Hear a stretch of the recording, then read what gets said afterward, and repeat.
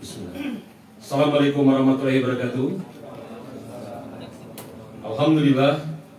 Alhamdulillah hamdan katsiran thayyiban mubarakan fi kama yuhibbu rabbuna wa yarda. Wa asyhadu an la ilaha illallah wahdahu la syarika lah. Wa asyhadu anna Muhammadan abduhu wa rasuluhu la nabiyya ba'da ma ba'du. Kita lanjutkan kepada poin yang ke-32 dari kitab Aslus Sunnah wa I'tiqaduddin. Dan ini adalah sesi kita yang ke-5. Betul ya? Yang ke-5 atau yang ke-4 sih sebenarnya? Ya. Kita bacakan poin yang ke-32. Waddafu sadaqati minas sawaimi ila ulatil amri min aimmatil muslimin, dan memberikan sedekah. Yang dimaksud sedekah di sana adalah zakat. Yang dimaksudkan sedekah di sana adalah zakat dari sawaim. Sawaim itu jamak dari saimah. Saimah itu adalah hewan ternak yang digembalakan di padang rumput dan usianya telah melewati 1 tahun atau lebih. Itu namanya saimah. Ya, jadi jamaknya sawaim. Saimah adalah hewan ternak. Hewan ternak di sisi syariat yang namanya bahimatul an'am itu hanya unta,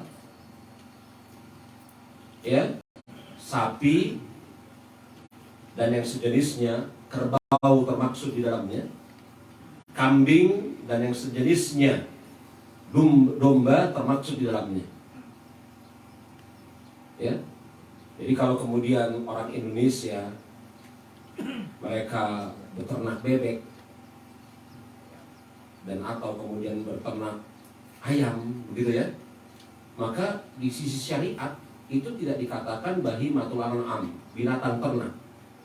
Ketika disebutkan bahimatul an'am, binatang ternak di dalam syariat Islam, Al-Quran maupun As-Sunnah, ini 3 ini. Unta, hurufnya 1, hurufnya 2, ya, Afrika Asia, unta itu. Sapi dan yang sejenisnya, kerbau.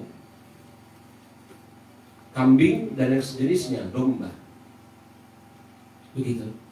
Itu namanya saimah, adalah binatang ternak yang digembalakan di padang rumput yang usianya telah 1 tahun atau bahkan lebih. Jadi ini menunjukkan sedekah saimah adalah zakat mal, yakni zakat peternakan. Begitu ya maksudnya ya. Dan kita memberikan zakat peternakan kepada pemimpin kaum muslimin. Dan kita memberikan zakat peternakan kepada pemimpin kaum muslimin. Ya. Dan ini yakni apa? Hukum awalnya yakni memberikan zakat mal, hukum awalnya kepada ulil amri atau orang yang diutus oleh ulil amri. Kan begitu wasiat Rasulullah kepada Mu'adz bin Jabal ketika beliau mengutus Mu'adz bin Jabal ke Yaman. Begitu ya. Hendaklah yang pertama kali engkau lakukan adalah mengajarkan mereka agar mempersaksikan tidak ada Tuhan yang berhak diibadahi dengan sebenar-benarnya kecuali Allah, dan mempersaksikan bahwasanya aku adalah hamba serta Rasulnya. Andai kata telah mereka melakukan hal yang seperti itu, maka kabarkan kepada mereka, mereka wajib mengerjakan sholat sehari semalam 5 kali. Andai kata mereka telah mempersaksikan dan melakukan hal yang seperti itu, maka kabarkanlah kepada mereka bahwasanya mereka wajib mengeluarkan zakat yang diambil dari orang-orang kaya di sisi mereka dan diberikan kepada orang-orang miskinnya. Dan hendaklah engkau, wahai Mu'adz, berhati-hati terhadap harta manusia. Artinya apa? Rasul memerintahkan kepada Mu'adz bin Jabal radhiyallahu anhu untuk memungut zakat. orang-orang penduduk Yaman dan mengatur distribusinya. Maka hukum awalnya memang memberikan zakat mal kepada ulil amri, hukum asalnya. Tetapi tidak mengapa diberikan kepada selain ulil amri. Syekhul Islam Ibnu Taimiyah rahimahullahu taala beliau berfatwa, hukum asal memberikan dan menyerahkan zakat mal kepada ulil amri atau orang-orang yang mereka apa? Hukum asal ya, memberikan zakat mal kepada ulil amri atau orang-orang yang mereka perintahkan. Ya. Dan menjadi wajib menyerahkan zakat mal kepada ulil amri apabila dalam keadaan kalian takut. Jadi kalau tidak mengeluarkan zakat mal kepada ulil amri, keselamatannya terancam. Ya, atau untuk menegakkan maslahat yang lebih tinggi dalam makna distribusi. Makanya Syekhul Islam Ibnu Taimiyah dalam Majmu' Fatawa awalnya mengatakan, awalnya memberikan kepada kita arahan mengeluarkan zakat mal kepada ulil amri, karena ulil amri lah yang paling mengetahui titik-titik mana yang berhak untuk mendapatkan zakat mal. Dan Ibnu Taimiyah sebutkan orang-orang yang menjaga daerah perbatasan, jalan-jalan dan seterusnya. Ini kadang-kadang kan tidak terperhatikan karena zakat mal kemudian terpusat pada satu tempat dan tidak menyentuh tempat-tempat yang lain. Kenapa seperti itu? Karena kaum muslimin terkadang tidak memiliki informasi yang cukup, tempat-tempat yang layak dan berhak lebih utama dikeluarkan zakat mal di sana. Akan tetapi kata Syekhul Islam Ibnu Taimiyah, andai kata kemudian seorang muslim mengetahui ada orang yang berhak untuk menerima zakat mal, dan bersamaan dengan itu dia tidak memiliki kekhawatiran terhadap dirinya ketika mengeluarkan zakat mal secara langsung, bersamaan dengan itu dia memperhatikan bahwasanya distribusi insyaallah ta'ala telah merata, maka tidak mengapa atas dirinya mengeluarkan zakat mal dan memberikan langsung kepada orang yang berhak. Jadi hukum asalnya memang kepada ulil amri atau orang-orang yang mereka tunjuk. Ini fatwanya Syekhul Islam Ibnu Taimiyah sebagaimana kemudian ditetapkan oleh Syekh Abdullah Ar-Raji hafizahullah taala. Ya. Baik. Kita lanjutkan kepada pembahasan berikutnya. Poin yang ke-33. Oh ya, poin yang ke-32 tadi kita beri judul, ya. Mungkin kita beri judul dengan judul memberikan zakat mal kepada ulil amri. Poin ke-33 dan 34 di bawah judul hukum manusia, menghukumi manusia sesuai dengan keadaan zahirnya.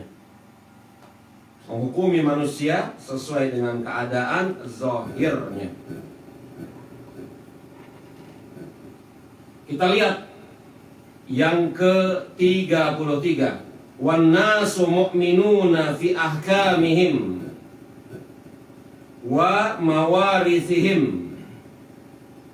Yang ke-34-nya, wala nadri ma hum indallahi azza wa jalla. Yang ke-33, dan manusia, yakni pada asalnya secara umum digolongkan sebagai seorang mukmin berdasarkan hukum-hukum dan pewarisan. Pada asalnya manusia dihukumi secara umum sebagai seorang mukmin.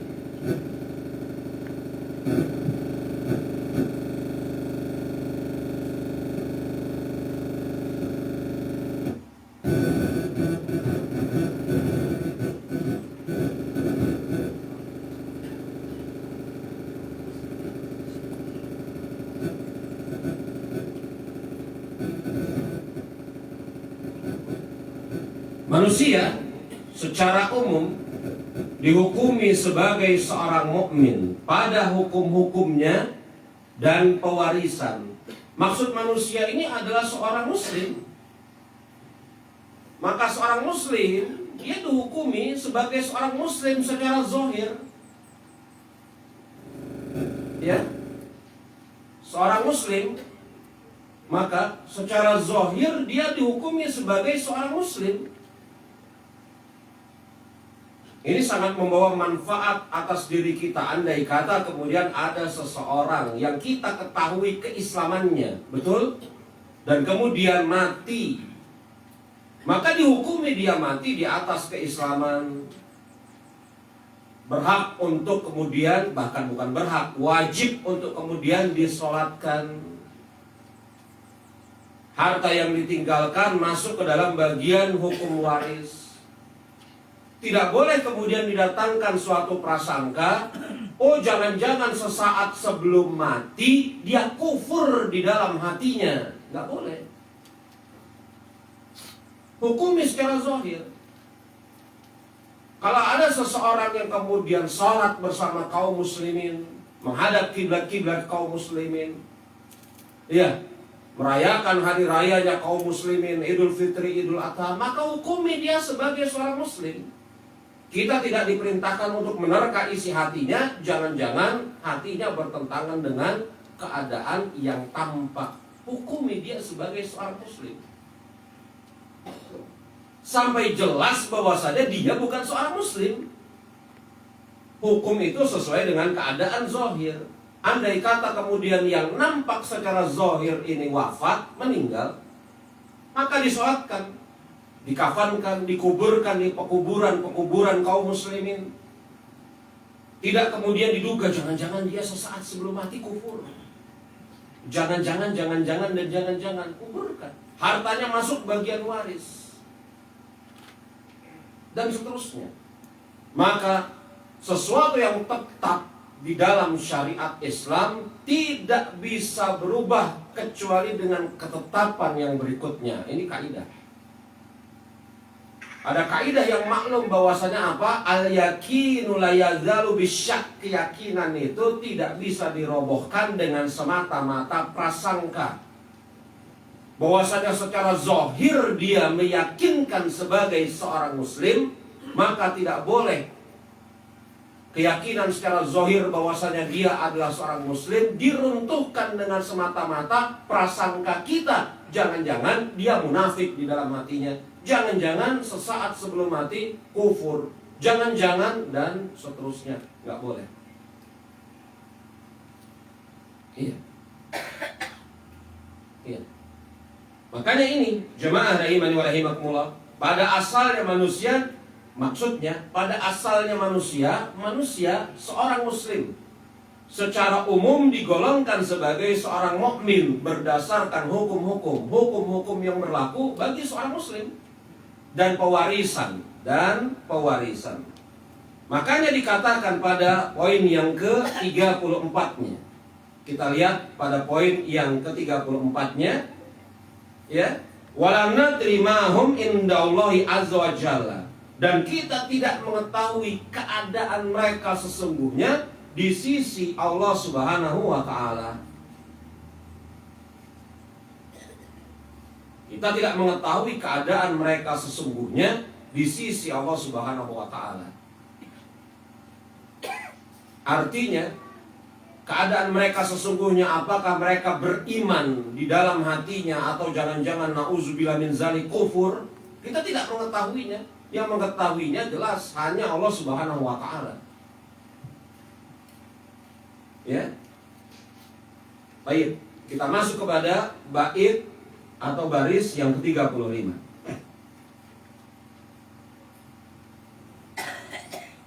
Faman qala innahu mu'minun haqqan fahuwa mubtadi.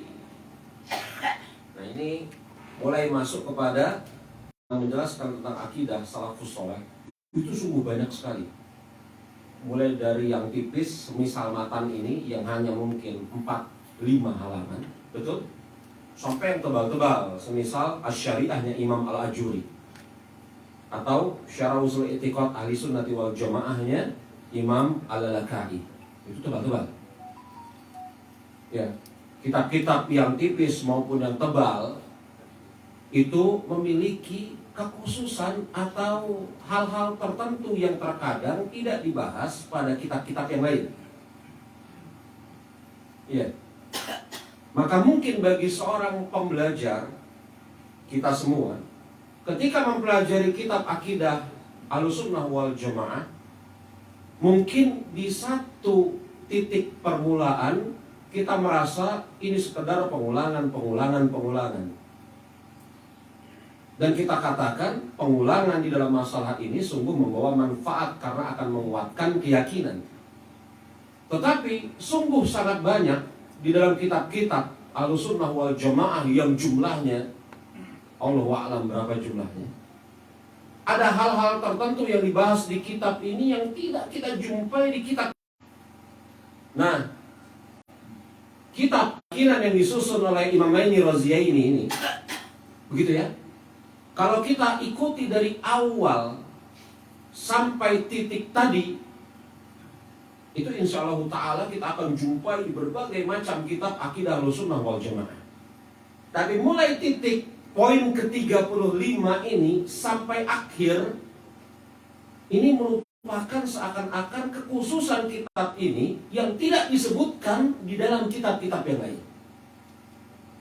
Kekhususan kitab ini yang tidak disebutkan atau sedikit ulama yang menyebutkannya di kitab-kitab yang lain. Mulai dari poin ke-35 sampai akhir, ini membahas tentang ciri-ciri ahlul bid'ah dan sikap ahlul bid'ah terhadap ahlus sunnah, serta bagaimana sikap ahlus sunnah terhadap ahlul bid'ah. 3 hal yang dibahas secara umum mulai poin ke-35 sampai akhir. Apa yang pertama? Ciri-ciri ahlul bid'ah. Yang kedua, sikap ahlul bid'ah terhadap ahlus sunnah. Yang ketiga, sikap ahlus sunnah terhadap ahlul bid'ah.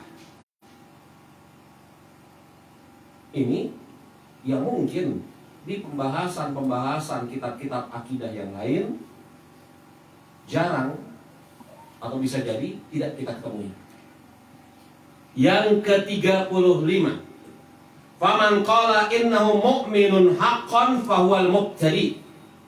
Siapa yang mengatakan bahwasanya dia adalah seorang mukmin sejati, maka dia seorang mubtadi, ahlul bid'ah. Kenapa jemaah? Siapa yang mengatakan saya mukmin sejati, dia,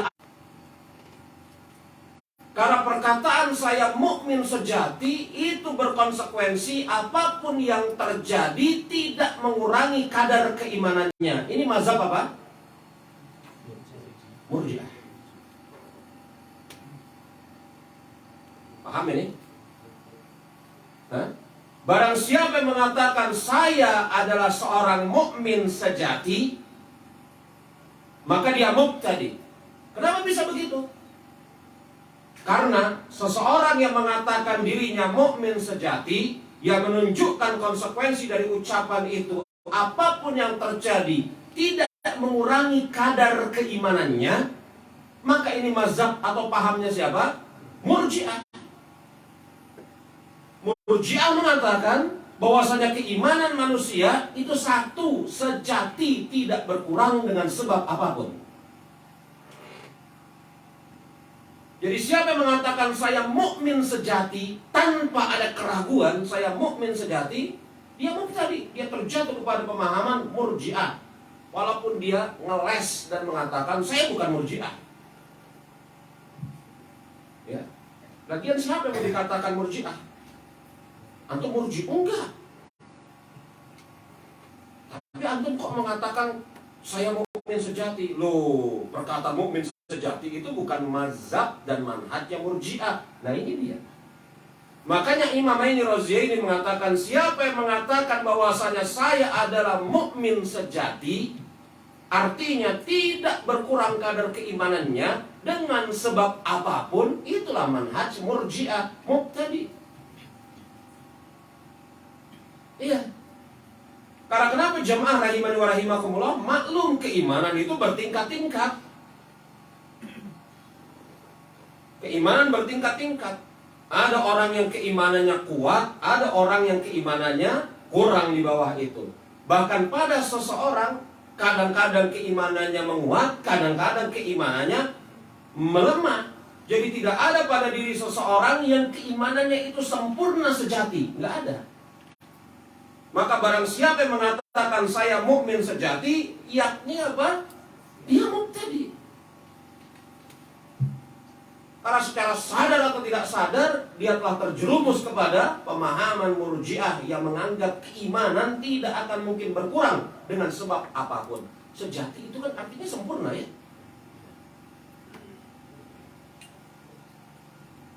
Keimanan saya, ini saya bukan ngomong kayak gini, saya hanya mencontohkan, na'udzubillah min dzalik. Saya berlindung kepada Allah dari pemahaman Murji'ah, Khawarij dan yang semisalnya. Siapa yang mengatakan misalnya, saya beriman kepada Allah Subhanahu wa Ta'ala, bagus itu. Dan keimanan saya kepada Allah Subhanahu wa Ta'ala tidak akan berkurang sedikit pun dengan apapun yang terjadi di hadapan saya berupa kekafiran maupun kemaksiatan. Itu Murji'ah. Ada model-model kayak gini? Ada. Ada model-model kayak gini? Ada. Karena ketika seseorang melihat kemaksiatan di hadapannya tanpa dia ingkari, itu kan menunjukkan apa? Hilang salah satu cabang keimanan, inkarul munkar. Karena mengingkari kemungkaran yang paling rendah adalah mengingkari di dalam hati. Nggak apa-apa. Andai kata orang melakukan kemaksiatan, keimanan saya tidak berkurang sedikit pun dengan sebab orang melakukan kemaksiatan. Apa yang kita takutkan dari kemaksiatan yang dibawa oleh orang-orang kafir ke negeri kita? Kalau Anda beriman, tidak ada yang perlu kita takutkan. Kata orang-orang semisal ini Murji'ah.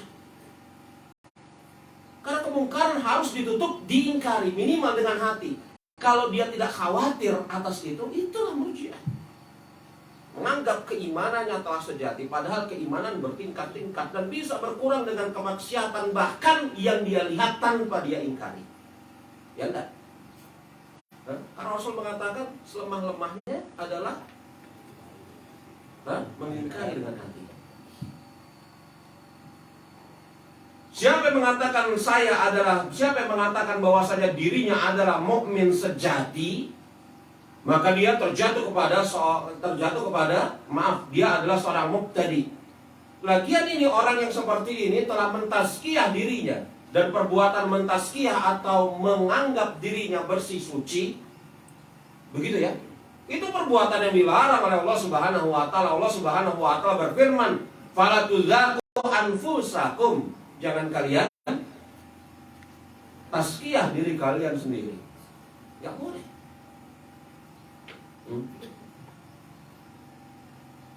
Baik. Lanjut. Lanjut ya. Poin yang ke 36. Wa man qala wa mu'minun indallahi fa huwa minal kazzibin. Wa man qala, siapa yang berkata bahwasanya dia mukmin di sisi Allah Subhanahu wa Ta'ala, maka sungguh dia seorang pendusta. Dia mukmin di sisi Allah Subhanahu wa Ta'ala, maka sungguh dia seorang pendusta. Loh, kenapa bisa begitu jemaah rahimani wa rahimakumullah? Karena selain dia mentazkiyah dirinya, ya enggak, yang Allah Subhanahu wa Ta'ala larang, sekaligus dia menetapkan kedudukannya di sisi Allah Subhanahu wa Ta'ala, dan ini perkara gaib. Saya mukmin di sisi Allah Subhanahu wa Ta'ala, dan ini perkara gaib. Siapa yang mengetahui kedudukan seseorang di sisi Allah Subhanahu wa Ta'ala dan mengaku-ngaku mengetahui perkara yang gaib, salah satunya adalah kedudukannya di sisi Allah Subhanahu wa Ta'ala, maka dia pendusta. Begitu maksudnya. Saya mukmin di sisi Allah, maka dia pendusta. Emang dia tahu kedudukan dia di sisi Allah Subhanahu wa Ta'ala?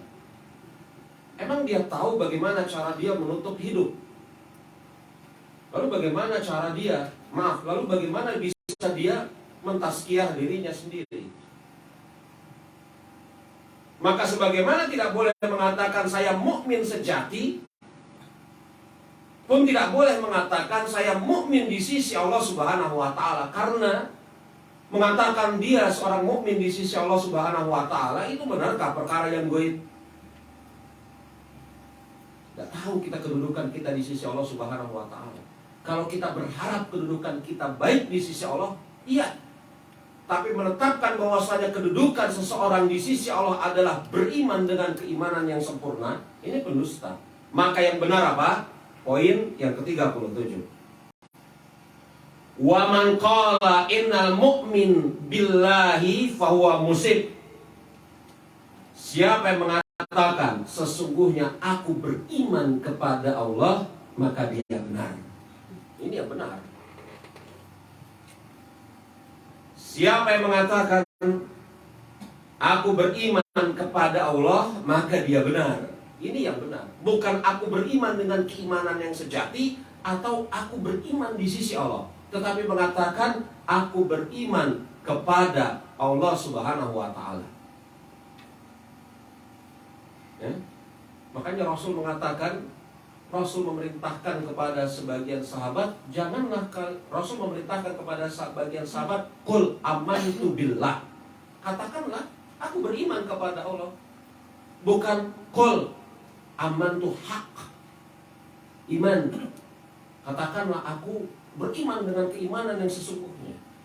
Gak begitu. Tapi katakanlah aku beriman kepada Allah. Nah, perkataan aku beriman kepada Allah, ini ada titik yang harus dibahas, yakni di dalam bab masalah istisna bil iman, yakni masalah mengucapkan insya Allah di dalam keimanan. Bolehkah? Misalnya aku beriman kepada Allah, insya Allah. Aku beriman kepada Rasulullah, insya Allah. Aku beriman kepada para malaikat, insya Allah. Ulama Ahlussunnah wal Jamaah berbeda pendapat memang di dalam masalah ini. Ada sebagian ulama yang mengatakan tidak boleh istisna fil iman. Jadi tidak boleh mengatakan aku beriman kepada Allah, insya Allah. Tetapi harus menjazamkan aku beriman kepada Allah, titik. Ada yang mengatakan seperti itu di antara ulama Ahlussunnah. Ada yang mengatakan wajib mengucapkan istisna, aku beriman kepada Allah, insya Allah. Ada yang kemudian memerinci, maksud kata-kata insya Allah itu apa? Kalau perkataan aku beriman kepada Allah, perkataan insya Allahnya tertuju kepada bentuk keraguan keimanannya kepada Allah, ini gak boleh. Tetapi kalau perkataan insya Allahnya tertuju kepada mudah-mudahan dia dapat menyempurnakan keimanannya kepada Allah, itu boleh. Maklum nih, saya ulangi. Para ulama Ahlussunnah wal Jamaah berbeda pendapat dalam masalah ini. Bolehkah istisna fil iman, yakni mengucapkan insya Allah di dalam keimanan. Misalnya aku beriman kepada Allah, insya Allah. Bolehkah? Ada sebagian ulama yang mengatakan tidak boleh. Ada sebagian ulama yang mengatakan boleh. Dan pendapat yang terbaik, Allahu a'lam bishawab, ini pendapat yang saya pilih, diperinci makna ucapan insya Allah yang dikehendaki oleh pengucap itu apa. Kalau kemudian dikatakan saya beriman kepada Allah, insya Allah, dan makna insya Allah adalah dia meragukan keimanannya kepada Allah, ini gak boleh. Iya kan? Kalau kemudian makna saya beriman kepada Allah, insya Allah adalah usaha dia untuk menyempurnakan keimanannya kepada Allah atas izin Allah, maka ini boleh. Nah, begitu. Dan ini maslak yang ditempuh oleh para ulama, diantaranya Syekhul Islam Ibnu Taimiyah di dalam bab istisna fil iman. Maklum ini? Iya. Jadi bolehkah mengucapkan saya beriman kepada Allah, insya Allah? Hah? Ya, di atas 3 pendapat salafus soleh, terserah untuk mau pilih yang mana. Tapi saya mengikuti pendapat yang ketiga. Zahirnya apa? Imam Maini Raziyaini mengikuti pendapat yang pertama. Siapa yang mengatakan aku telah beriman kepada Allah, maka dia benar. Artinya beliau, Imam Maini Raziyaini, menutup pintu yang lain, menutup pintu istisna fil iman.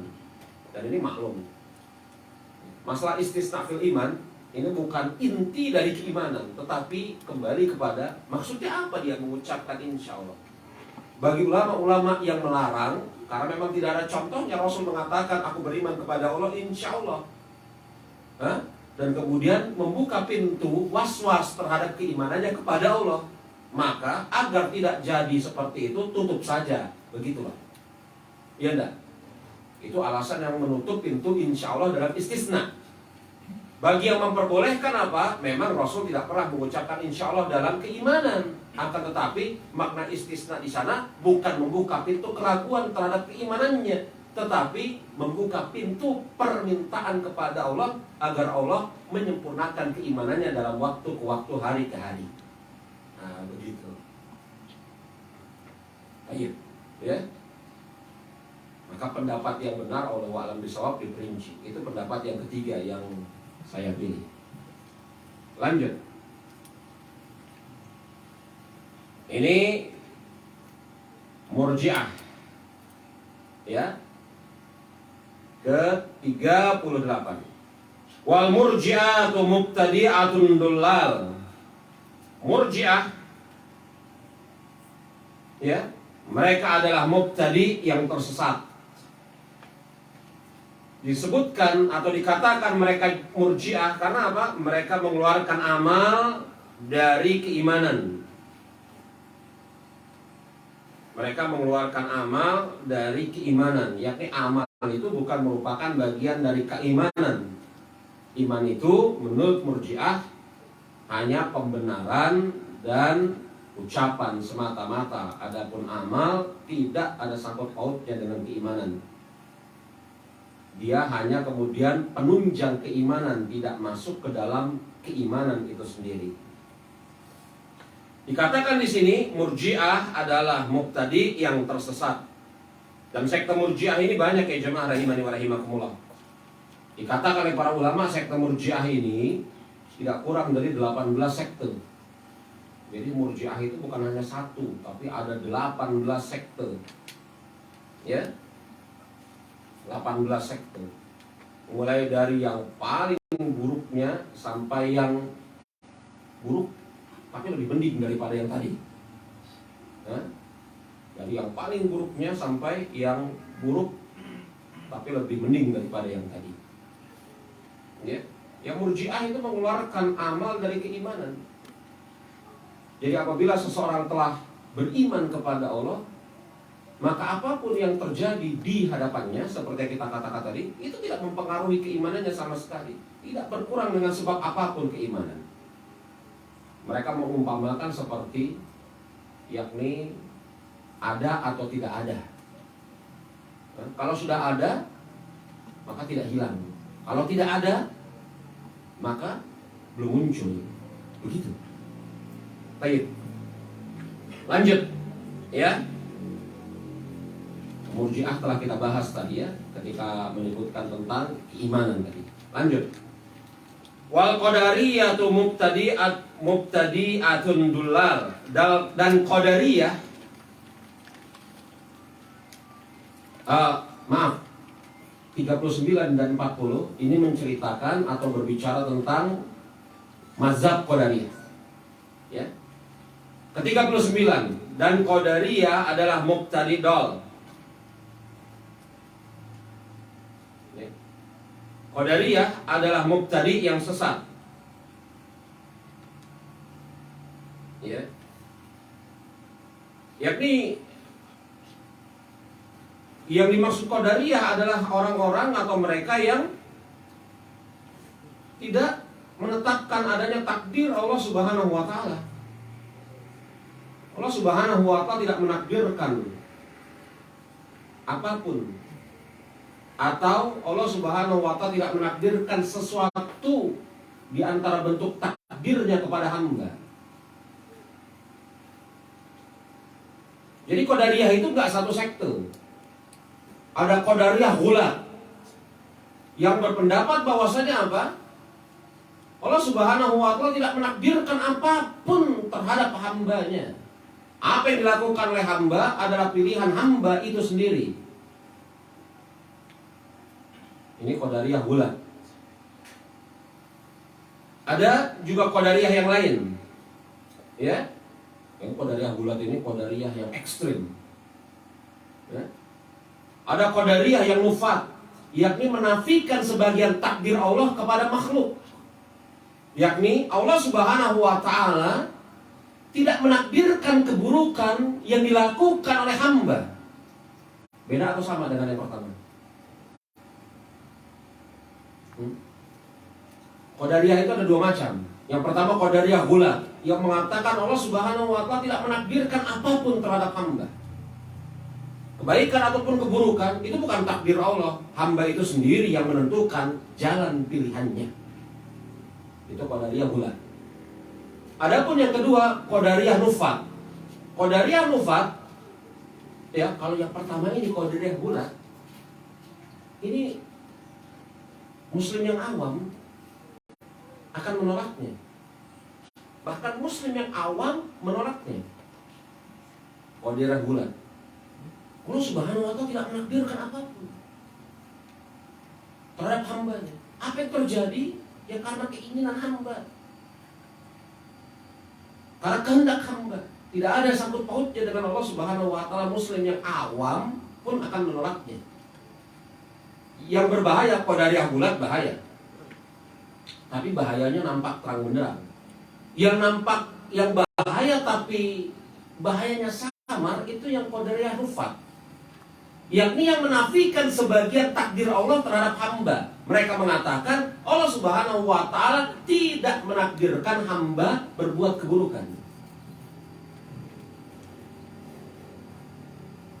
Kira-kira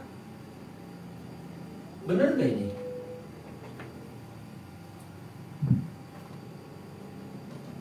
Benar gak? Jadi kalau seorang hamba melakukan suatu keburukan, apakah itu ditakdirkan oleh Allah? Hah? Lalu bagaimana ceritanya kok Allah Subhanahu wa Ta'ala menakdirkan hamba untuk melakukan keburukan padahal Allah membenci keburukan yang dilakukan hamba? Apa jawabannya?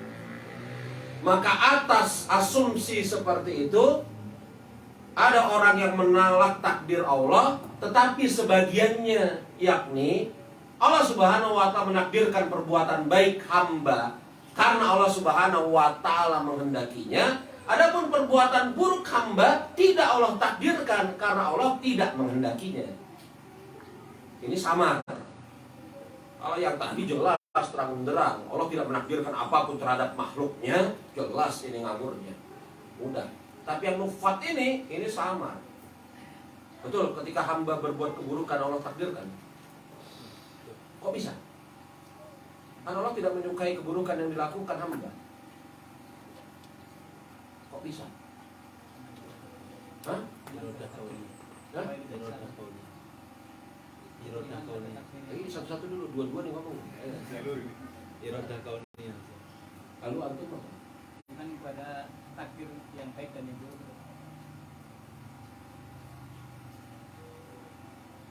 Gimana maksudnya takdir baik dan buruk itu? Penjabarannya gimana?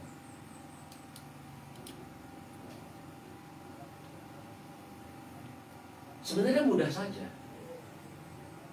Ketika Rasulullah SAW mengatakan Al-Qadariyah majus hazihil ummati, betul ya? Qadariyah adalah majusinya umat ini. Kalau Qadariyah Ghulat, ya, yang menafikan seluruh takdir Allah, betul? Ini masuk ke dalam bab pemahaman Jahmiyah. Makanya jemaah para ulama mengatakan seluruh sekte sesat itu punya hutang kepada Jahmiyah. Karena Jahmiyah menanam kesesatannya di dalam sekian banyak sekte sesat, di antaranya Qadariyah. Jahmiyah itu menganggap bahwasanya takdir Allah nggak ada. Jadi antum jangan bayangkan bahwasanya Jahmiyah itu hanya menolak nama-nama dan sifat-sifat Allah, kecuali hanya satu atau dua nama dan sifat. Bahkan kok Jahmiyah itu menolak Allah tidak menakdirkan. Antum tahu kan Jahmiyah menolak nama-nama dan sifat Allah? Hah? Tahu kan? Jahmiyah itu kan menolak nama-nama dan sifat Allah. Seluruhnya bahkan ya. Hanya ada sedikit nama-nama dan sifat Allah yang tidak mereka tolak. Apa itu diantaranya? Hah? Wujud. Bagus. Kenapa wujud tidak mereka tolak? Nah, kalau tidak ada, kalau mereka menolak nama dan sifat Allah wujud, berarti itu menolak Allah dan jelas kufurnya. Tapi dalam tanda kutip mereka makin cantik di atas kesesatannya. Mereka tolak seluruh nama dan sifat Allah kecuali beberapa saja, di antaranya Rabb, wujud, ilah, Allah, dan semisalnya. Tetapi di antara nama dan sifat Allah yang mereka tolak Jahmiyah adalah Al-Qadir. Betul? Konsekuensi dari Al-Qadir apa? Hah? Konsekuensi dari Al-Qadir apa? Al-Maqdur. Qadir itu adalah Allah menetapkan takdir. Konsekuensi dari Al-Qadir apa? Ada yang mendapatkan takdir Allah. Maka Jahmiyah mengingkari seluruh nama dan sifat Allah kecuali sedikit, di antaranya Al-Qadir. Begitu ya? Ketika mereka mengingkari Al-Qadir, kan artinya mengingkari konsekuensi dari Al-Qadir. Ketika mereka mengingkari ketika mereka mengingkari ilmunya Allah, padahal kita tahu tingkatan beriman kepada takdir, yang pertama apa? Ilmu. Jahmiyah menolak, menamakan dan mensifati Allah dengan alim. Betul ya? Maka konsekuensi dari kemudian menolak nama dan sifat alim di atas Jahmiyah apa? Mereka mengingkari takdir. Maka Qadariyah Nufat itu pada hakikatnya pemahaman Jahmiyah. Makanya nggak salah para ulama semisal Imam Ibnu Qayyim mengatakan seluruh sekte sesat punya hutang kepada Jahmiyah. Dan Jahmiyah menanam bibit kesesatan kepada hampir seluruh sekte sesat. Jelas itu. Bisa ngebangun konsekuensi-konsekuensinya? Bisa membangun konsekuensi-konsekuensinya? Udah istirahat belum kita? Kayaknya udah agak pusing-pusing. Bisa mengikuti konsekuensinya ya?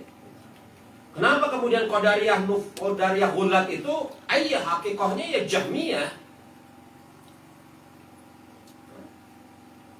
Jadi Jahm bin Safwan punya pemahaman seperti itu.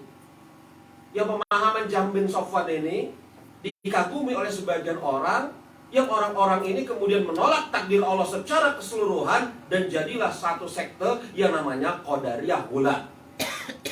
Pada hakikatnya ya kagum gara-gara pemahaman ngawurnya Jahm bin Safwan. Jelas ini.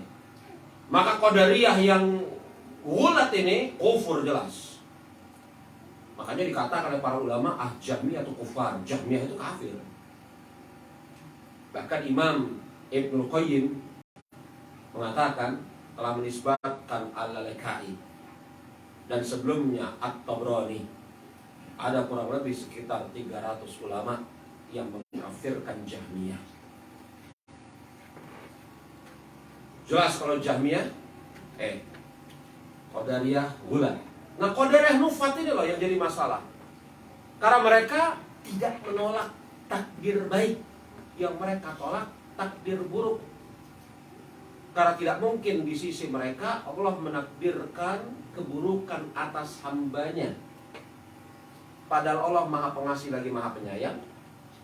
Tidak mungkin kemudian Allah Subhanahu wa Ta'ala menakdirkan hambanya berbuat keburukan, karena Allah tidak menyukai keburukan. Maka Qadariyah yang modelnya kayak gini, itulah yang diucapkan oleh Rasulullah di dalam sabdanya, Al-Qadariyah majus hazihil ummati. Qadariyah majusinya umat ini. Ketika menjelaskan makna mengapa Qadariyah Nufat diserupakan oleh Rasulullah sebagai majusi umat ini, karena majusi memiliki keyakinan ada yang menciptakan kebaikan, dan ada yang menciptakan keburukan. Nah, yang menciptakan keburukan ini bukan yang menciptakan kebaikan. Persis seperti Qadariyah Nufat, ada yang menciptakan kebaikan, yakni Allah, sedangkan yang menciptakan keburukan bukan Allah. Ada sesuatu selain Allah yang menciptakan keburukan. Maka Qadariyah majus hazil ummati, kata Rasulullah. Konsekuensi dari ucapan Qadariyah apa? Qadariyah Nufat.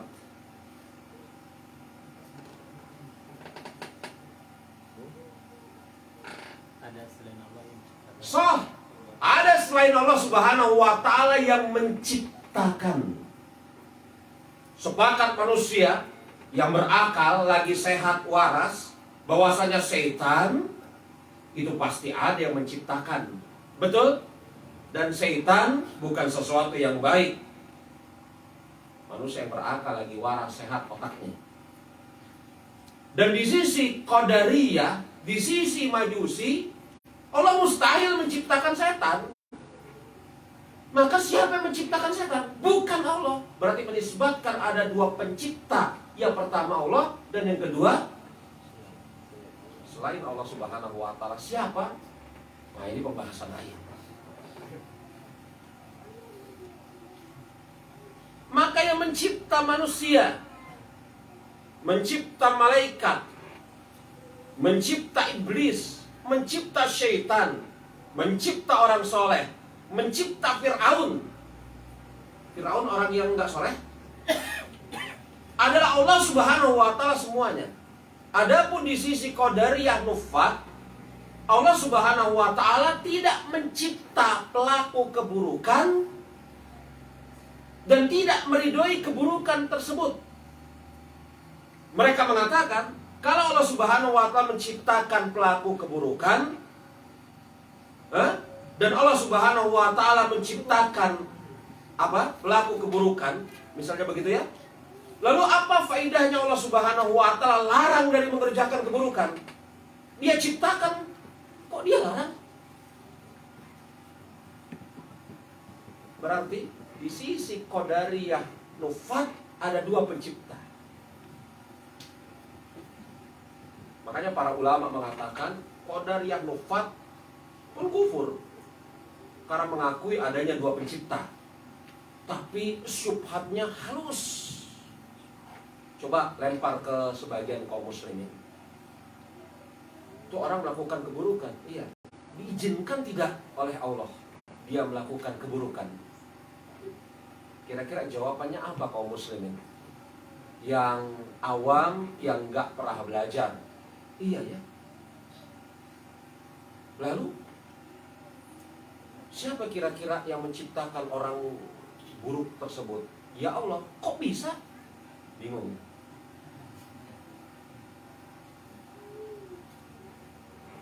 Belajar usul fiqh penting ya ikhwan.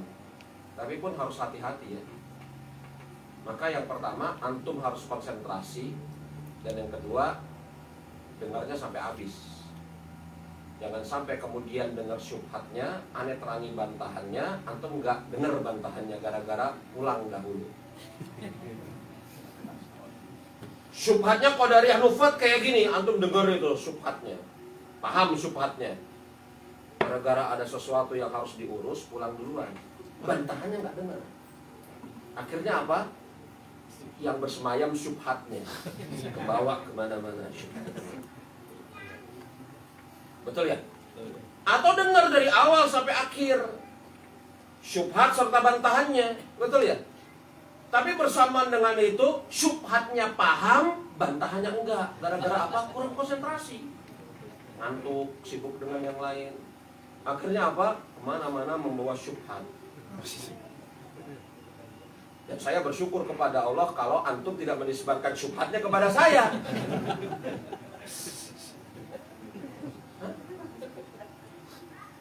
Kan dikatain lagi itu dai ahlu syubhat itu aneh maksudnya. Cermati ini. Lalu kemudian ditanya, mengapa Allah Subhanahu wa Ta'ala menciptakan keburukan dan pelaku keburukan? Padahal kemudian Allah Subhanahu wa Ta'ala tidak menyukai keburukan dan tidak menyukai pelaku keburukan. Kenapa? Itu tadi yang dijawab, bahwasanya khalqnya Allah, irodahnya Allah itu ada dua macam, kauniyah dan syariah. Betul? Ini dibahas secara langsung, terperinci oleh Imam Ibnul Qayyim dalam Risalah Tabukiyah. Jadi pembahasan kauniyah syariah, kauniyah syariah, kauniyah syariah ini ada di dalam 12 macam pembicaraan. Itu diperinci oleh Imam Ibnul Qayyim dalam Risalah Tabukiyah. Ya. Ayat-ayat syariah, ayat-ayat kauniyah, itu satu ya. Iradah syariah, iradah kauniyah, itu yang kedua. Yang ketiga, yang keempat sampai yang ke-12. Ingat saya ada 12. Seingat saya. Syariah kauniyah, syariah kauniyah. Pertanyaannya, mengapa Allah Subhanahu wa Ta'ala ciptakan pelaku keburukan? Padahal Allah Subhanahu wa Ta'ala tidak menyukai pelaku keburukan dan menciptakan amal keburukan, padahal Allah tidak mencintainya. Apa jawabannya? Syekh Utsaimin pernah ditanya seperti ini. Siapa di antara antum yang hadir ketika Syekh Utsaimin menjawabnya? Syekh Utsaimin pernah ditanya seperti ini, yang beliau jawab. Kata Syekh Utsaimin rahimahullah, saya juga nggak hadir, cuman baca aja. Kata Syekh Utsaimin rahimahullahu ta'ala, Allah Subhanahu wa Ta'ala menciptakan sesuatu yang dia cintai dan perbuatannya, dan Allah Subhanahu wa Ta'ala menciptakan sesuatu yang dia cintai berdasarkan dampak dari zat dan perbuatannya. Dalam makhluk-makhluk yang Allah Subhanahu wa Ta'ala, Allah juga ciptakan amal-amal malaikat yang mereka bertasbih, memuji Allah Subhanahu wa Ta'ala, dan Allah cintai amal-amal tersebut. Jelas ini? Kalau contoh malaikat ini dari saya, bukan dari Syekh Utsaimin. Ini harus saya berikan apa? Tahqiq kepada antum. Dan Allah Subhanahu wa Ta'ala menciptakan sesuatu yang Allah Subhanahu wa Ta'ala cintai berupa zat dan perbuatannya dari selain yang Allah ciptakan. Maksudnya apa? Allah ciptakan setan. Bukan Allah Subhanahu wa Ta'ala mencintai setan. Allah Subhanahu wa Ta'ala ciptakan amal setan yang bermaksiat kepada Allah. Bukan berarti Allah Subhanahu wa Ta'ala mencintai kemaksiatan yang dilakukan oleh setan, tetapi Allah Subhanahu wa Ta'ala mencintai efek atau dampak dari perbuatan syaitan. Yakni apa? Apa? Ada orang yang bertaubat, ada para malaikat, ada orang yang tergoda oleh syaitan kemudian bertaubat, ada dakwah Islam, ada para nabi dan rasul, ada ampunan Allah. Lalu bagaimana ceritanya Allah mengampuni hamba-hambanya kalau sebelumnya dia, hamba tersebut, maksudnya tidak digoda oleh setan dan terjatuh kepada kemaksiatan? Bagaimana caranya membuktikan bahwasanya Allah Subhanahu wa Ta'ala memiliki sifat Maha Pengampun kalau kemudian nih hamba sebelumnya tidak terjatuh kepada kemaksiatan? Maka ketika kemudian Allah Subhanahu wa Ta'ala menakdirkan hamba itu melakukan kemaksiatan, bukan karena Allah suka melihat hamba itu terjatuh kepada kemaksiatan, tetapi apa? Allah Subhanahu wa Ta'ala menyukai dampak dari kemaksiatan yang dilakukan oleh hamba tersebut adalah apa? Hamba itu bertaubat. Begitu kata Syekh Utsaimin rahimahullahu ta'ala. Sesuatu itu Allah ciptakan karena dia cinta kepada sesuatu tersebut maupun perbuatannya, atau cinta kepada dampak dari sesuatu tersebut maupun perbuatannya. Maklum itu? Iya. Jadi ketika Allah menciptakan Firaun dan kemaksiatannya, Allah tidak cinta kepada kemaksiatannya Firaun. Kalau Allah cinta kepada kemaksiatannya Firaun, ngapain Allah Subhanahu wa Ta'ala benamkan Firaun ke dalam lautan yang terdalam? Tetapi kenapa Allah ciptakan Firaun? Karena di sana ada sesuatu yang Allah cintai berupa Nabi Musa dan Nabi Harun yang berdakwah, mengajak Firaun. Betul? Dan yang model kayak gini, Qadariyah Nufat buntu di dalam memikirkannya. Iya. Baik. Ya. Lanjut. Kalau sudah mau zuhur, kabarkan ke saya ya jemaahnya. Yang ke berapa? 40. Wa man ankara minhum anna Allah ya'lamu may yakunu qabla an yakuna fahuwa kafirun. Wa man ankara minhum anna Allah ya'lamu may yakunu qabla an yakuna fahuwa kafirun.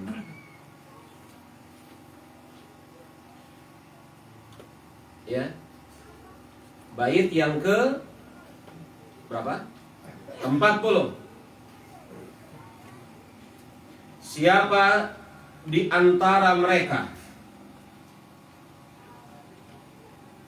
yang menyatakan bahwasanya Allah Subhanahu wa taala tidak mengetahui apa yang akan terjadi sebelum dia terjadi, maka dia kafir. Ini kaum Qadariyah yang mengingkari ilmunya Allah Subhanahu wa taala. Karena orang yang menolak takdir bisa jadi kemudian menolaknya dari sisi ilmu, menolaknya dari sisi iradah, menolaknya dari sisi khalq, menolaknya dari sisi kitabah.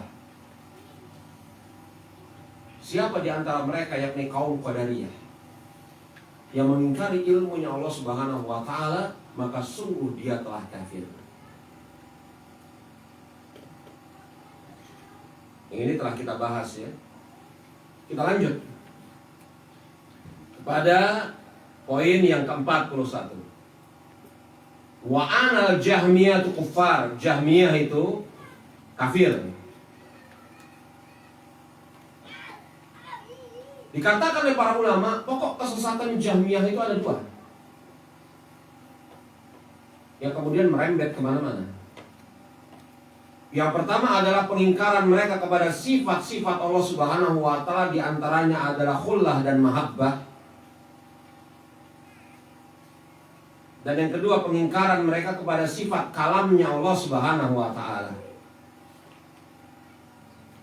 Pengingkaran mereka kepada sifat kalamnya Allah Subhanahu wa taala. Ya. Ini sebagaimana yang telah saya sebutkan kemarin, bahwasanya Jahmiyah mengambil pendapatnya dari Jahmiyah yakni Jahm bin Safwan mengambil pendapatnya dari Ja'ad bin Dirham dan seterusnya. Ya, telah kita sebutkan kemarin. Apa tuh? Jahmiyah, ya mereka pokok kesesatannya itu ada dua, yang nanti setelahnya merembet ke mana-mana. Ya kan? Jahmiyah pokok kesesatannya ada dua, yang nanti pokok kesesatan tersebut merembet kemana-mana. Yang pertama, mengingkari sifat khullah dan mahabbahnya Allah Subhanahu wa taala. Adapun yang kedua, mengingkari sifat kalamnya Allah Subhanahu wa taala. Mengingkari sifat kalamnya Allah Subhanahu wa taala. Yakni Jahmiyah menganggap bahwasanya Allah Subhanahu wa taala tidak memiliki sifat mahabbah.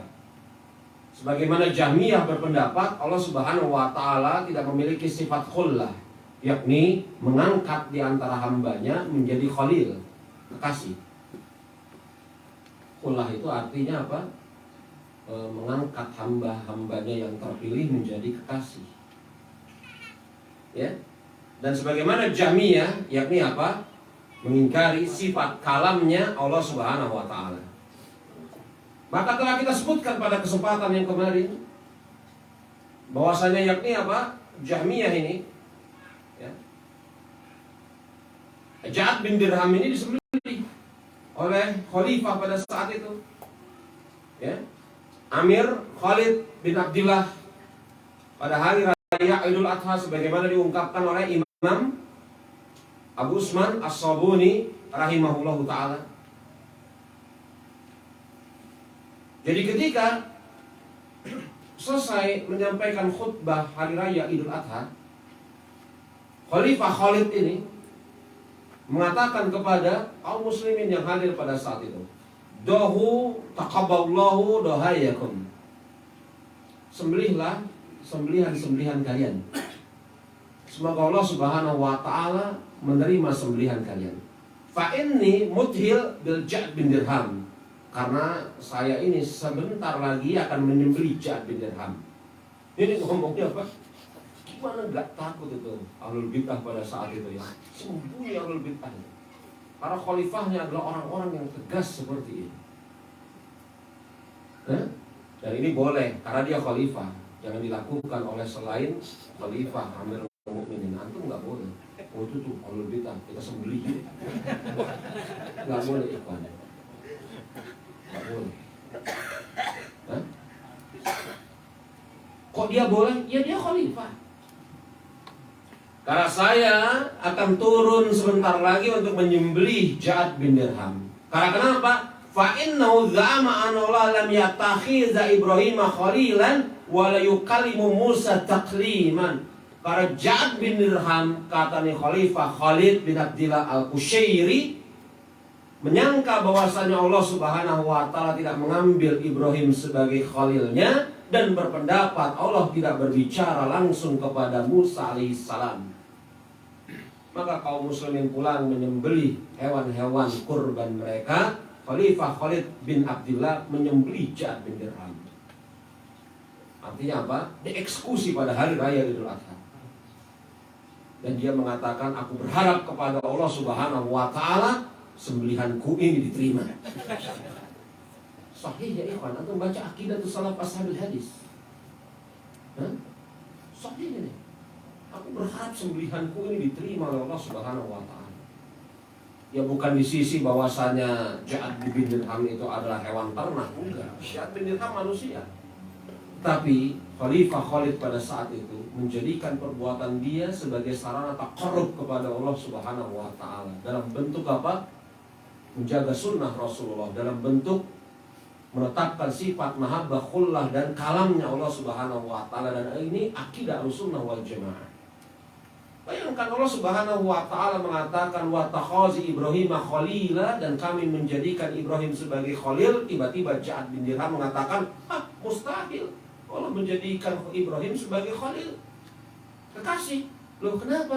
Ya namanya kekasih, sayang itu muncul perasaan tersebut dari dalam hati. Dan Allah Subhanahu wa taala tidak memiliki hati. Berdesirnya perasaan sayang itu akan membawa pengaruh kepada hangat, berdesirnya darah, bla bla bla, kata Ja'd bin Dirham. Melemparkan syubhatnya kepada kaum muslimin pada saat itu. Terdengar oleh khalifah. Khalifah bertanya kepada ulama-ulama yang ada di sekitarnya. Mereka mengatakan orang seperti itu kufur. Hadirkan, saya sembelih. Dan jelas-jelas Allah Subhanahu wa taala mengatakan seperti itu. Bahwasanya dia mengambil Ibrahim sebagai khalilnya. Berbicara kepada Musa secara langsung, tiba-tiba Ja'd bin Dirham enggak.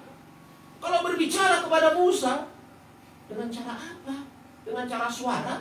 Allah tersucikan dari bicara, huruf, suara, kata-kata. Kenapa? Allah bukan jisim, kata Ja'd bin Dirham. Karena bicara itu butuh lisan, butuh mulut, butuh suara, butuh yang mendengar, butuh pemahaman dan seterusnya. Laisa kamitslihi syai'.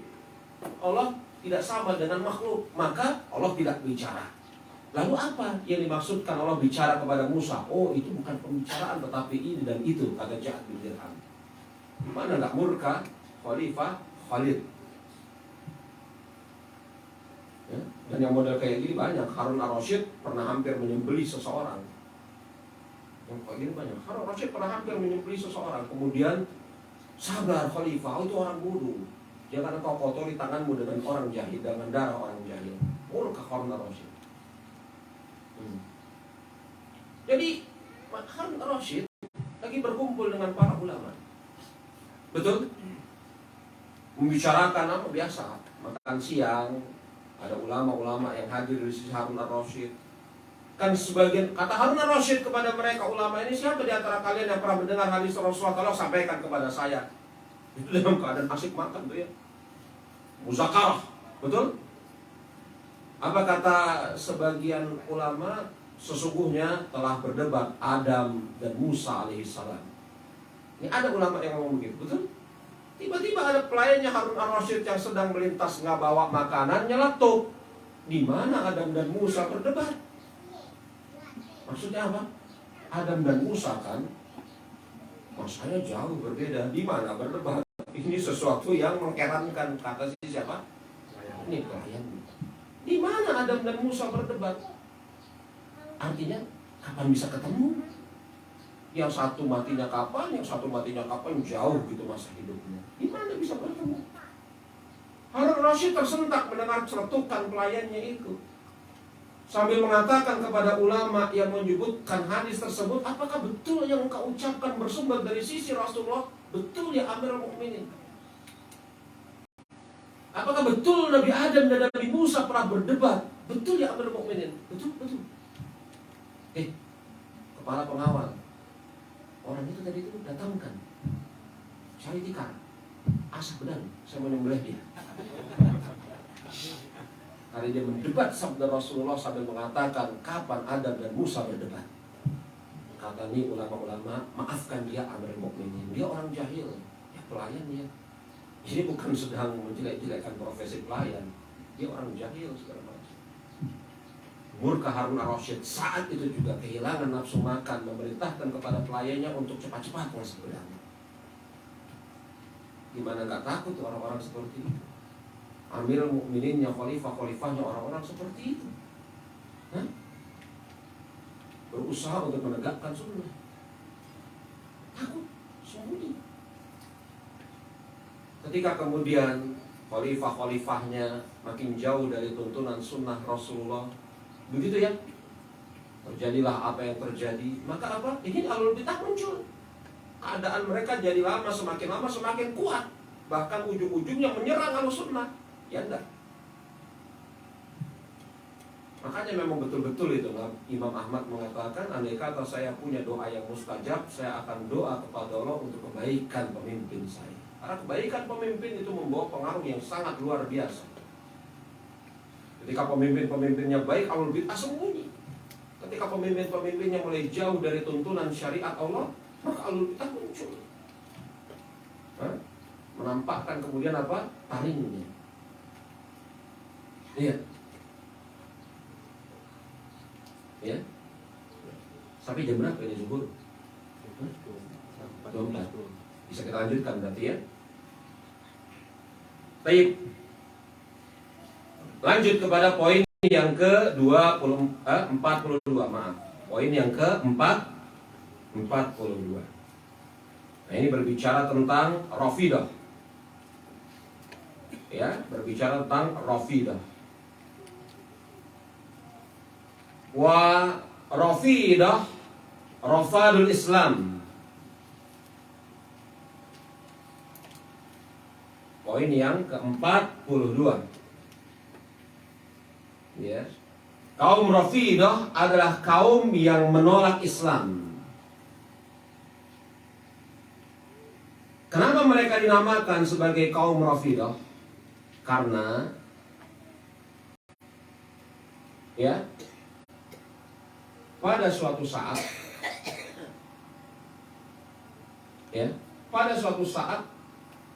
ditanyakan kepada salah seorang di antara Ahlul Bait. Ditanyakan kepada salah seorang di antara Ahlul Bait. Jadi begini, ada seorang Ahlul Bait, keturunan Ali bin Abi Thalib radhiyallahu anhu, jalan bersama beberapa orang menuju ke Kufah. Kemudian orang-orang yang dilintasi oleh siapa? Ahlul Bait ini. Siapa Ahlul Bait namanya? Zaid bin Ali. Ahlul Bait. Orang-orang yang dilintasi oleh Zaid bin Ali ini, daerah-daerah yang dilintasi oleh Zaid bin Ali ini, itu bergabung. Bergabung. Sehingga yang tadinya mereka itu hanya beberapa orang saja, akhirnya terkumpul orang yang sangat banyak. Salah seorang di antara mereka bertanya kepada Zaid bin Ali, bagaimana menurut pendapatmu wahai Zaid bin Ali tentang Abu Bakar dan Umar? Jadi Zaid bin Ali sedang berjalan menuju ke arah Kufah bersama beberapa orang. Kemudian orang-orang berkumpul ngikutin mereka, beliau berjalan menuju Kufah. Nah, di antara orang tersebut ada yang bertanya kepada Zaid bin Ali, Zaid bin Ali, bagaimana menurut pendapatmu tentang Abu Bakar dan Umar? Apa kata Zaid bin Ali? Zaid bin Ali mengatakan mereka adalah sebaik-baik umatnya Rasulullah. Jawaban Zaid bin Ali ini tidak disukai oleh orang-orang tersebut yang mengikuti dia. Maka mereka meninggalkan Zaid bin Ali.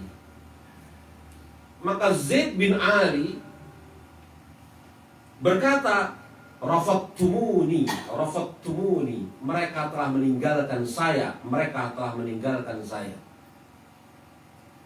Maka dari situ terdapat istilah yang di penghujung hari kita kenal sebagai Rafidah. Asal muasalnya adalah Rafidah kaum yang meninggalkan Zaid bin Ali ketika Zaid bin Ali menetapkan keutamaan Abu Bakar dan Umar. Mereka tidak suka apa? Zaid bin Ali menetapkan kebaikan, keutamaan Abu Bakar dan Umar, sehingga mereka meninggalkan Zaid bin Ali. Kemudian Zaid bin Ali mengatakan, Rafattumuni, mereka meninggalkan saya, mereka meninggalkan saya. Kemudian ucapan Zaid bin Ali ini dijadikan istilah oleh para ulama dengan istilah Rafidah atas orang-orang yang meninggalkan atau tidak mengakui keutamaan Abu Bakar dan Umar. Ini asal-muasalnya. Tidak mengakui keutamaan siapa? Abu Bakar dan Umar. Iya. Mereka tidak mengakui keutamaan Abu Bakar dan Umar, menolak. Bahkan yang ditolak oleh mereka adalah ucapan salah seorang Ahlul Bait, Zaid bin Ali itu sendiri. Ya. Dan jemaah rahimani wa rahimakumullah, Rafidah, makanya dikatakan di dalam apa yang tadi kita bacakan, ya, kaum Rafidah adalah kaum yang menolak Islam. Karena Islam lewat perantaraan lisan Rasulullah menetapkan keutamaan Abu Bakar dan Umar. Kan lafadznya begitu ya. Kaum Rafidah adalah kaum yang menolak Islam. Kenapa dikatakan mereka adalah kaum yang menolak Islam? Begitu. Karena mereka menolak keutamaan Abu Bakar dan Umar. Padahal keutamaan Abu Bakar dan Umar telah ditetapkan di dalam syariat Islam. Ketika mereka menolak keutamaan Abu Bakar dan Umar yang telah ditetapkan di dalam syariat Islam, maka sama saja mereka menolak agama Islam itu sendiri. Ini Rafidah. Ya. Dan jemaah rahimani wa rahimakumullah, ya. Keburukan Rafidah ini banyak sekali. Keburukan Rafidah ini banyak sekali. Dan untuk antum ketahui, Rafidah itu bukan hanya satu sekte. Syiah itu salah satu dari sekte Rafidah. Ya. Syiah itu salah satu di antara sekte Rafidah. Sekte Rafidah, sektenya yang paling buruk, semuanya buruk. Tapi yang paling buruk adalah Nusrainiyah.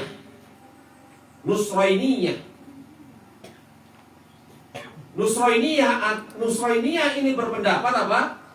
Innallaha halafil ali wa haula'i kufar.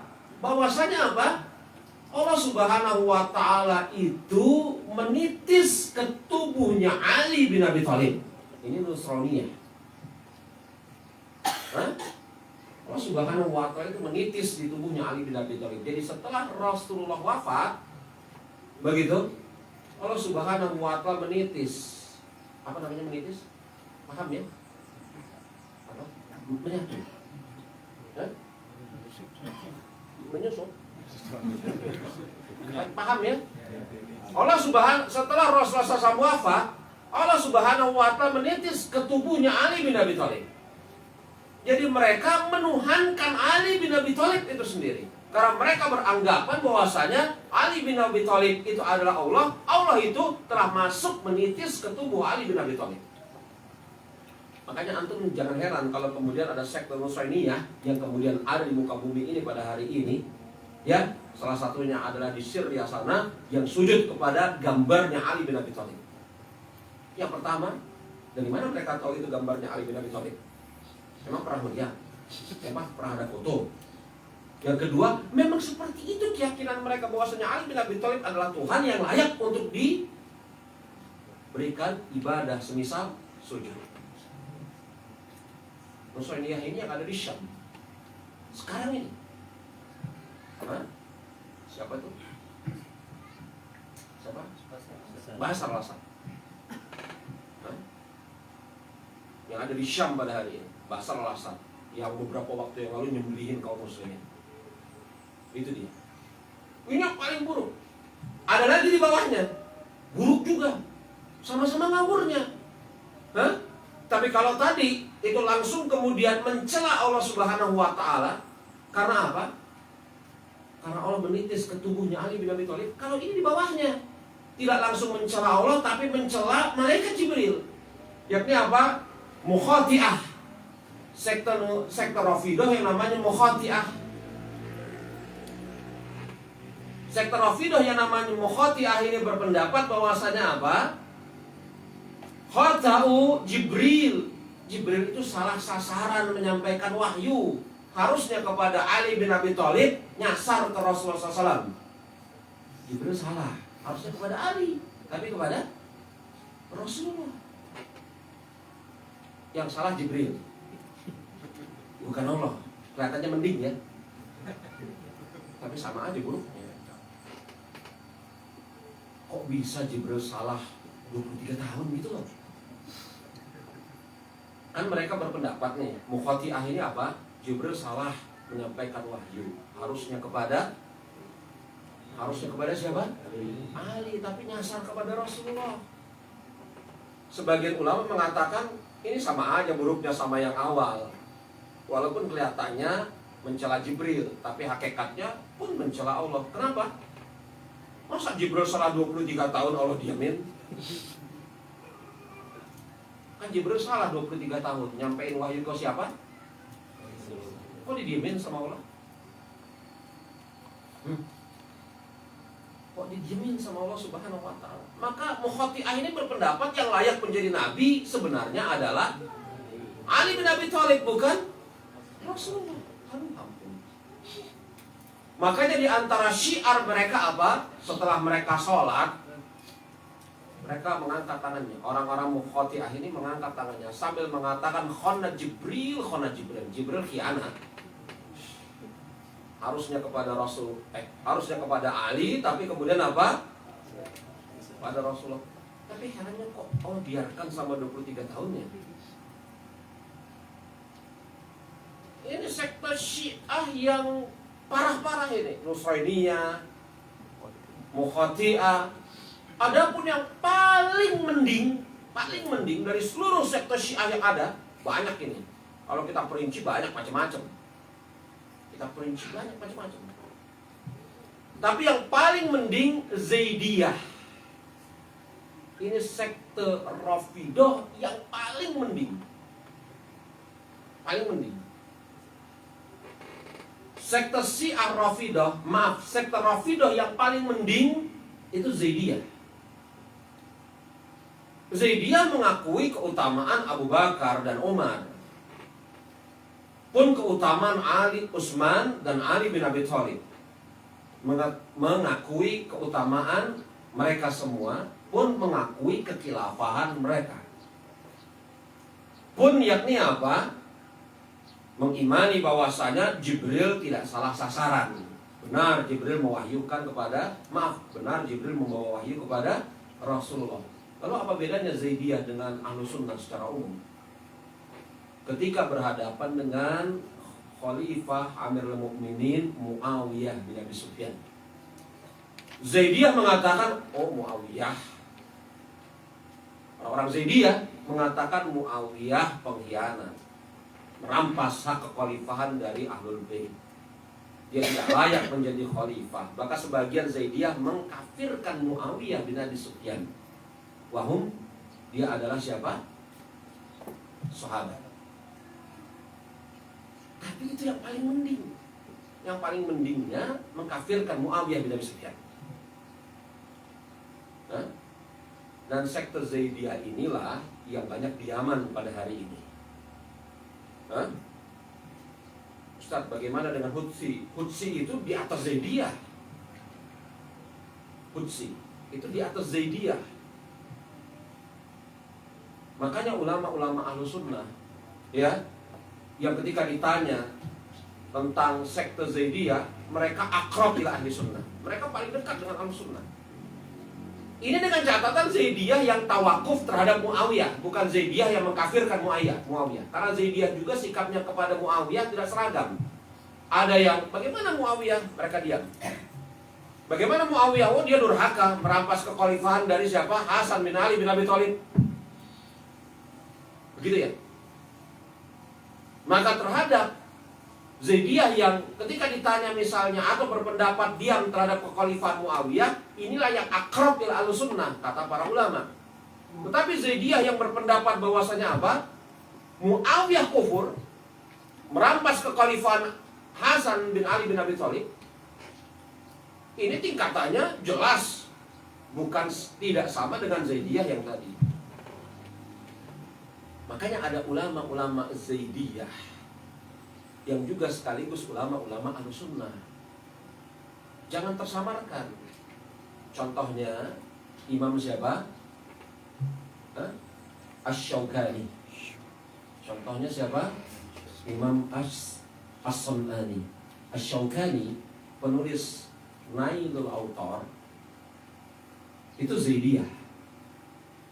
Sebagaimana As-Sun'ani, pensyarah Bulughul Maram, begitu, yang judulnya Subulus Salam, itu Zaidiyah.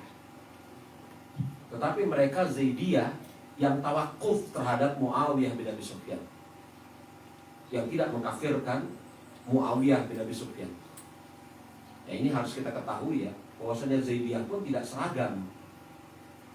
Makanya para ulama tetap mengambil manfaat dari karya tulisnya Imam Asy-Syaukani, tetap mengambil manfaat dari karya tulisnya Imam As-Sun'ani.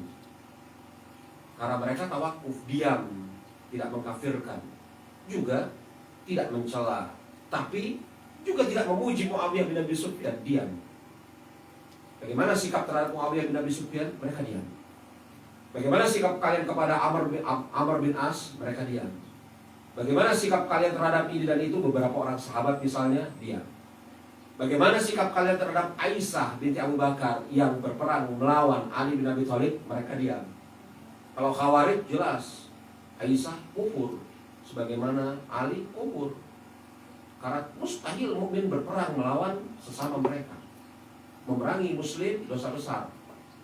Ali, Aisyah kufur, Khawarij. Betul ya? Adapun Syiah karena membangun walaknya kepada Ali bin Abi Thalib, yang kufur Aisyah. Adapun Ali tidak. Begitu ya? Itu. Tapi kalau Zaidiyah, mereka diam terhadap ini, gitu. Itu Zaidiyah yang akrab dengan Ahlussunnah, yang paling dekat dengan Ahlussunnah. Mereka tawakuf. Loh, kok bisa Ustaz? Tawakuf tentang keutamaan Muawiyah bin Abi Sufyan itu dikatakan paling dekat dengan Ahlussunnah. Bukankah kita harus mengakui keutamaan Muawiyah bin Abi Sufyan?